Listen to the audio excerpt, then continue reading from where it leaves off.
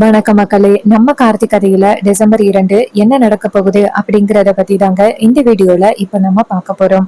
இந்த வீடியோவுக்கு மறக்காம லைக் பண்ணிக்கோங்க. நீங்க லைக் பண்றதுதான் எங்களுக்கு அடுத்த வீடியோ போடுறதுக்கு ரொம்பவே இன்ட்ரெஸ்டிங்கா இருக்கும். சோ மறக்காம லைக் பண்ணிட்டு இந்த வீடியோவை பாருங்க. என்ன நடக்குது அப்படின்னு பாத்துக்கிட்டீங்கன்னா, நம்ம ஈஸ்வரி நேரா ரேவதிய பாக்குறாங்க. பாத்துட்டு இப்போ வரப்போறியா இல்லையா அப்படின்னு கேக்குறாங்க. அப்பதான் நம்ம ஹீரோயினுக்கு அன்னைக்கு நடந்த கனவு பத்தி யோசனை வருது. நம்ம ஒருவேளை வரல அப்படின்னு சொல்லிட்டோம் அப்படின்னா கண்டிப்பா அம்மா தப்பான முடிவு எடுக்கிறதுக்கு வாய்ப்புகள் இருக்கு. அதனால நம்ம போயிருவோம் அப்படின்னு நம்ம ஹீரோயின் நேரா அவங்க ஹீரோவை பார்த்துட்டு அப்படியே சோகமா நேரா அந்த இடத்த விட்டு வராங்க. பாட்டி நேரா ஹீரோயினை பார்த்து அம்மாடி போகாதம்மா அப்படின்னு சொல்ல, ரேவதி பாட்டிய பார்த்து பாட்டி என்ன மன்னிச்சிருங்க பாட்டி அப்படின்னு சொல்லிட்டு நேரா அந்த இடத்துல இருந்து வெளியில வராங்க. சோ இத பார்த்துட்டு ரொம்பவே வருத்தப்படுறாங்க நம்ம பாட்டி. ஐயோ என் பேரனோட வாழ்க்கை இப்படி ஆகுதே அப்படின்னு பாட்டி ரொம்பவே வருத்தப்படுறாங்க. அப்ப ஹீரோயின் நேரா அவங்க அம்மாவை பார்த்து அம்மா நான் வரமா அப்படின்னு சொல்லிட்டு அந்த இடத்துல இருந்து கிளம்புறாங்க. அப்போ வில்லி இதையெல்லாம் பார்த்துட்டு ரொம்ப சந்தோஷப்படுறாங்க.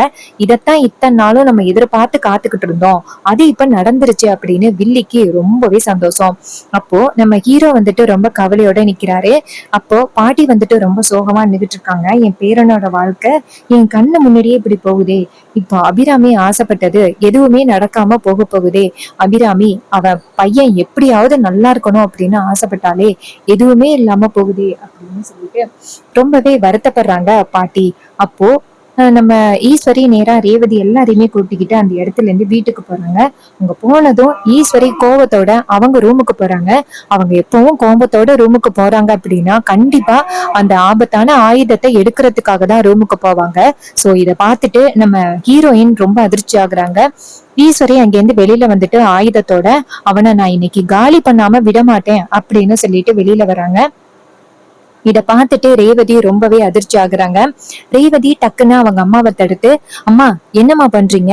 அப்ப ஈஸ்வரி சொல்றாங்க, இங்க பாரு என் வழியில வந்து நிக்காத, மரியாதையா ஒதுங்கிப்போ, அவனை நான் இன்னைக்கு சும்மா விட மாட்டேன் அப்படின்னு.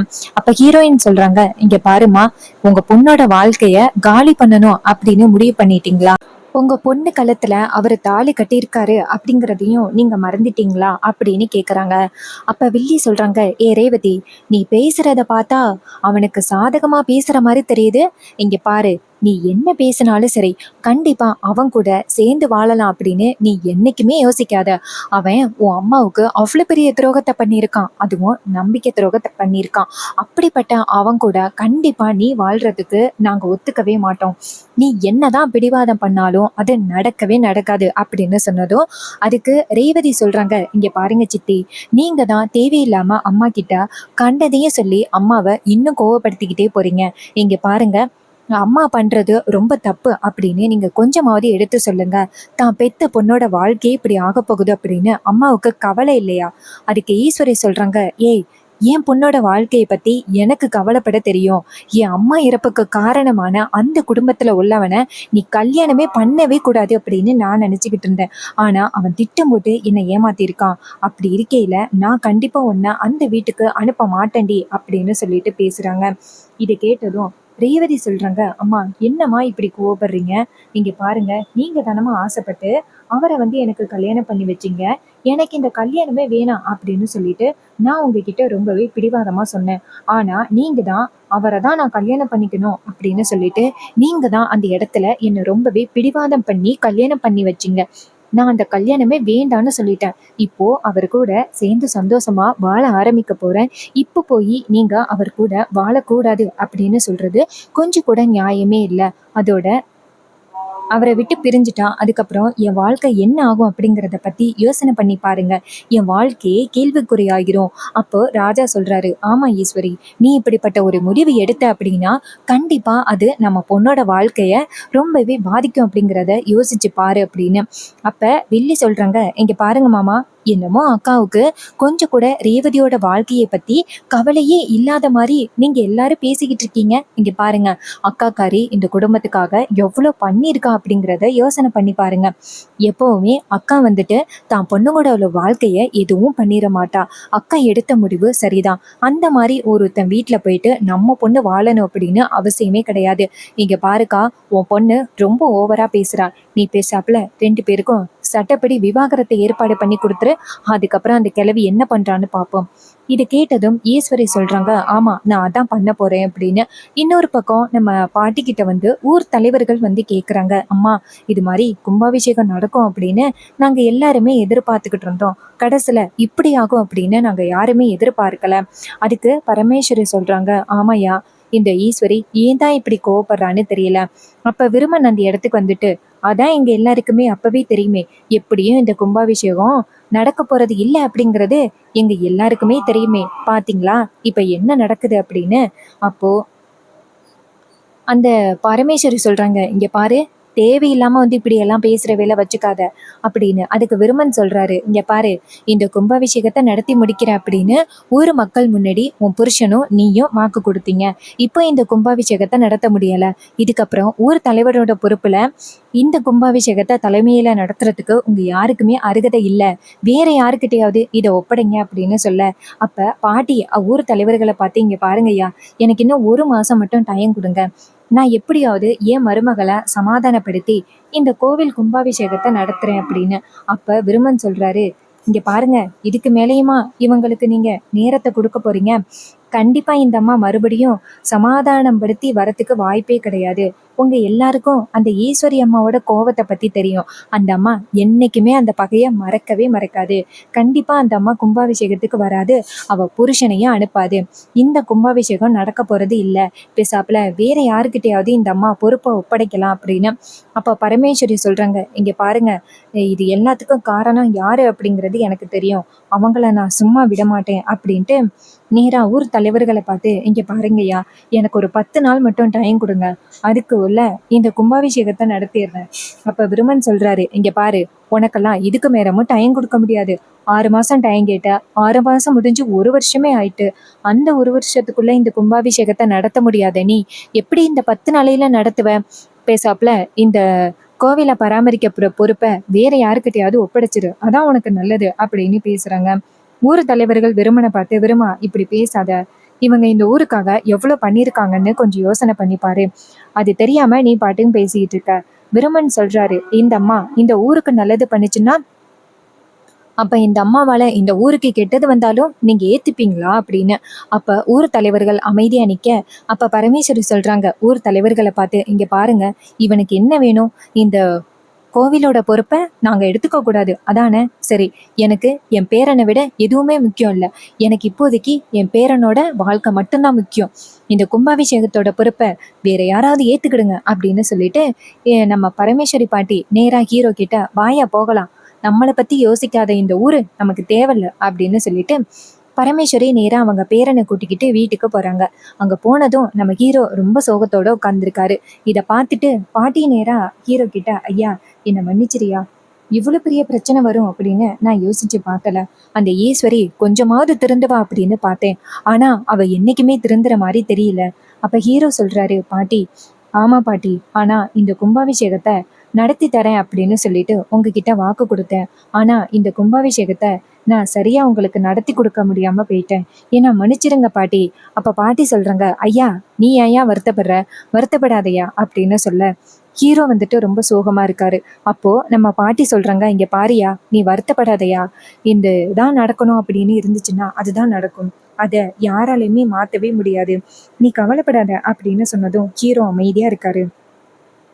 அப்போ பாட்டி நினைக்கிறாங்க, நான் விடமாட்டேன், அந்த ஈஸ்வரியை நான் சும்மா விடமாட்டேன் அப்படின்னு சொல்லிட்டு நம்ம பரமேஸ்வரி பாட்டி என்ன பண்றாங்கன்னா, இன்னும் 2-3 பேரை கூட்டிக்கிட்டு நேரா அந்த ஈஸ்வரியோட வீட்டுக்கு போறாங்க.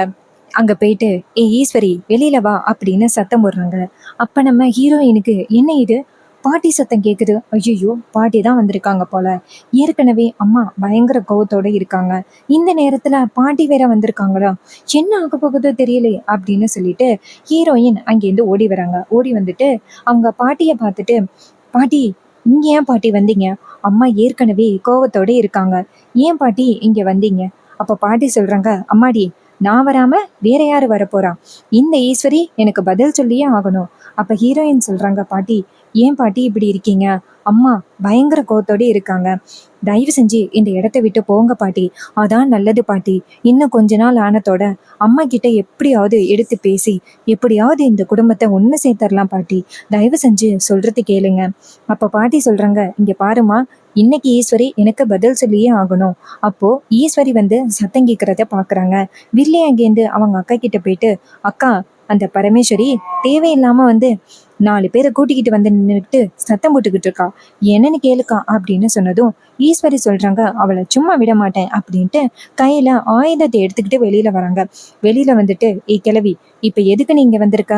இங்க பாரு, மரியாதையா இந்த இடத்த விட்டு போயிரு. எனக்கு இருக்கிற கோவத்துக்கு உன்னை சும்மா விட மாட்டேன். அப்ப ஈஸ்வரி சொல்றதை கேட்டுட்டு பரமேஸ்வரி சொல்றாங்க, இங்க பாரு, நான் வந்துட்டு எதுக்காக வந்திருக்கேன் அப்படிங்கிறத ஃபர்ஸ்ட் கேட்டுட்டு பேசு. ஈஸ்வரி சொல்றாங்க, நீ எதுக்காக வந்திருக்க அப்படிங்கறத கேட்கறதுக்கு நான் தயாரா இல்ல. இப்போ நீ இந்த இடத்த விட்டு போயே ஆகணும். இப்போ போக போறியா இல்லையா அப்படின்னு சொல்ல, அதுக்கு பரமேஸ்வரி சொல்றாங்க, இங்க பாரு, என் வீட்டு பொண்ணு உன் வீட்டுல இருக்கா. அவளை கூட்டிட்டு போறதுக்காக தான் நான் வந்திருக்கேன். ஊர் தலைவர்களையும் ஊர் மக்களையும் கூட்டிட்டு தான் வந்திருக்கேன். ஈஸ்வரி சிரிக்கிறாங்க, ஏய் என்ன பேசுற? உன் வீட்டு பொண்ணு என் வீட்டுல இருக்காளா? அப்ப பரமேஸ்வரி சொல்றாங்க, ஆமா, என் வீட்டு மருமவ ரேவதி உன் வீட்டுல இருக்கா. அவளை கூட்டிட்டு போறதுக்கு தான் வந்திருக்கேன். இது கேட்டதும் நம்ம வில்லி சொல்றாங்க, பாத்தியாக்கா இந்த கிழவிக்கு திமுற, ரேவதியை கூட்டிட்டு போறதுக்காக தான் வந்திருக்காளாம். இவளுக்கு எவ்வளவு திமுறு அப்படின்னு. அப்ப ஈஸ்வரி சொல்றாங்க, இங்க பாரு, மரியாதையா இந்த இடத்தை விட்டு போயிரு அப்படின்ட்டு. அப்ப பரமேஸ்வரி சொல்றாங்க, நான் ஏன் இந்த வீட்டை விட்டு போகணும்? என் மருமவ ரேவதியை கூட்டிட்டு போகாம நான் அந்த இடத்த விட்டு போக மாட்டேன். என் பேத்தியே நான் கூட்டிட்டு தான் போவேன் அப்படின்னு. அப்போ ராஜா அந்த இடத்துக்கு வராரு. வந்துட்டு, என்னாச்சு அப்படின்னு கேட்க, அப்ப பரமேஸ்வரி சொல்றாங்க, வாயா ராசா, பாரு, உன் பொண்ண என் பேரனுக்கு கல்யாணம் பண்ணி கொடுத்துருக்க. அதுவும் என் பொண்ணோட பையனுக்கு கல்யாணம் பண்ணி கொடுத்துருக்க. அப்பன்னா அவ முறைப்படி எந்த வீட்டுல இருக்கணும்? என் வீட்டுல தானே இருக்கணும். அவளை இங்க கொண்டாந்து வச்சுக்கிட்டு இருக்கீங்க. அவளை கூட்டிட்டு போறதுக்காக தான் இங்க வந்திருக்கோம். அம்மாடி ரேவதி, நீ போயிட்டு உன்னோட திங்ஸ் எல்லாம் எடுத்துட்டு வாமா. இது கேட்டதும் ஈஸ்வரி டென்ஷன் ஆகி டக்குன்னு ஆயுதத்தை ஈஸ்வரி மேல பரமேஸ்வரி மேல காமிக்கிறாங்க. இங்க பாரு, என் ஆயுதத்துக்கு பதில் சொல்ல போறியா? இப்போ மரியாதையா இந்த இடத்த விட்டு போ அப்படின்னு. அதுக்கு பரமேஸ்வரி சொல்றாங்க, இங்க பாரு, உன் மிரட்டலுக்கெல்லாம் நான் இங்க செவி சாய்க்க மாட்டேன். என்னை பொறுத்த வரைக்கும் என் பேரனோட வாழ்க்கை தான் எனக்கு முக்கியம். இப்போ உன் பொண்ணை மட்டும் நீ எங்க கூட அனுப்புனா அவ்வளவுதான். அப்ப ஊர் தலைவர்கள் ஈஸ்வரிய பார்த்து, இங்க பாருங்கம்மா, நீங்க இவங்க வீட்டு பையனுக்கு பொண்ணை கல்யாணம் பண்ணி கொடுத்துருக்கீங்க. அப்போ சட்டப்படி அந்த பொண்ணு அவங்க வீட்டுல தானே இருக்கணும். நீங்க ரேவதிய அனுப்புங்கம்மா. நீங்க பண்றது நியாயமே இல்லை அப்படின்னு சொன்னதும் வில்லி சொல்றாங்க, பாத்தியாக்கா இந்த கிழவி எப்படி எல்லாம் பிரச்சனை பண்ணுது அப்படின்னு. இங்க பாரு, இந்த கிழவிக்கு நீ கொஞ்சம் கூட இடம் கொடுக்காத. நம்ம வீட்டு பொண்ண அவ கூட அனுப்பணும் அப்படின்னு அவசியமே இல்லை. அப்போ ஈஸ்வரி நேரா பரமேஸ்வரிய பார்த்து, இங்க பாரு, நீ தேவையில்லாத வேலையை பண்ணிக்கிட்டு இருக்க. இங்க பாரு, இந்த இடத்த விட்டு போயிரு, அதுதான் உனக்கு நல்லது அப்படின்னு சொல்லிட்டு பேசுறாங்க. அதுக்கு நம்ம ராஜா சொல்றாரு, ஈஸ்வரி, அம்மா சொல்றது நியாயம் தானே. நீ வந்துட்டு கல்யாணம் பண்ணி கொடுத்துருக்க. அப்ப உன் பொண்ணு வந்துட்டு இந்த வீட்டை விட்டு போய் தானே ஆகணும் அப்படின்ட்டு. பரமேஸ்வரி நேரா அவங்க புருஷனை பார்த்து, என்ன உங்க அம்மாவுக்கு நீங்க ஆதரவா பேசுறீங்களா? என்னதான் நீங்க ஆதரவா பேசினாலும் என் மனசை மாத்துறதுக்கு இங்க வாய்ப்பே இல்லை. நீங்க தேவையில்லாம இப்படி எல்லாம் பேசாதீங்க. கிழவி, நீ இப்ப இந்த இடத்த விட்டு போக போறியா இல்லையா அப்படின்னு. அப்ப பரமேஸ்வரி கூட வந்த ஊர் மக்கள் நேரா ஈஸ்வரிய பார்த்து, இங்க பாருங்கம்மா, நீங்க பண்றது கொஞ்சம் கூட நியாயமே இல்லை. அவங்க 2 பேருக்கும் கல்யாணம் ஆகிருச்சு. கல்யாணம் ஆன பிறகு அவங்கள நீங்க இப்படி வந்துட்டு பிரிக்கிறது தப்பு. அவங்கள எங்க கூட அனுப்பி வைங்க அப்படின்னு சொல்லிட்டு பேசுறாங்க. அப்போ நம்ம பாட்டி சொல்றாங்க, பாத்தியா ஊர் மக்கள் எல்லாருமே என்ன சொல்றாங்க அப்படின்னு. நீங்க இந்த மாதிரி தப்பு பண்ணாத, மரியாதையா ரேவதியா எங்க வீட்டுக்கு அனுப்பி வைய அப்படின்னு பேசுறாங்க. இதையெல்லாம் கேட்டுட்டு ஈஸ்வரி ரொம்ப அதிர்ச்சி ஆகுறாங்க. அப்போ நம்ம ராஜா நேரா ஈஸ்வரிய பார்த்து, இங்க பாரு ஈஸ்வரி, உன் பிடிவாதத்துக்கெல்லாம் இந்த ஊர் மக்கள் வரமாட்டாங்க அப்படின்ட்டு. அப்போ நம்ம ரேவதியை நேரா அவங்க பாட்டியை பார்த்துட்டு, பாட்டி தயவு செஞ்சு இந்த பிரச்சனைய இதோட விடுங்க பாட்டி, நீங்க வீட்டுக்கு போங்க, இந்த பிரச்சனை கொஞ்ச நாள் முடிஞ்சதோட நானே வரேன் அப்படின்ட்டு. அப்ப பாட்டி சொல்றாங்க, இல்லம்மா, நீ இல்லாம இந்த இடத்த விட்டு நான் போக மாட்டேன். என் பேரனுக்கு நல்ல வாழ்க்கையை அமைச்சு கொடுக்குறேன் அப்படின்னு என் பொண்ணுக்கு நான் சத்தியம் பண்ணி கொடுத்துருக்கேன். அப்போ என் பொண்ணு இருந்து செய்ய வேண்டிய இடத்துல நான் தான் செய்வேன். என் பேரனுக்கு நல்ல வாழ்க்கையை அமைச்சு கொடுப்பேன். நீ சொல்றத நான் கேட்க மாட்டேன் அப்படின்னு சொல்லிட்டு பரமேஸ்வரி ரொம்ப ஆதங்கத்தோட பேசுறாங்க. சோ இந்த மாதிரி ஒரு சீன் நடந்துச்சுன்னா எப்படி இருக்கும்? மறக்காம நம்ம சேனலை சப்ஸ்கிரைப் பண்ணிட்டு இதே மாதிரி இன்னுமே வீடியோஸ் வேணும் அப்படின்னு நினைச்சீங்கன்னா சேனலை மறக்காம சப்ஸ்கிரைப் பண்ணிட்டு பக்கத்துல உள்ள பெல் ஐகானையும் கிளிக் பண்ணி ஆல்னு செட் பண்ணிக்கோங்க. அப்ப நாங்க அடுத்த வீடியோ போடும் பொழுது உங்களுக்கு நோட்டிபிகேஷன் வரும். பார்க்கலாம். தேங்க்யூ ஃபார் வாட்சிங்.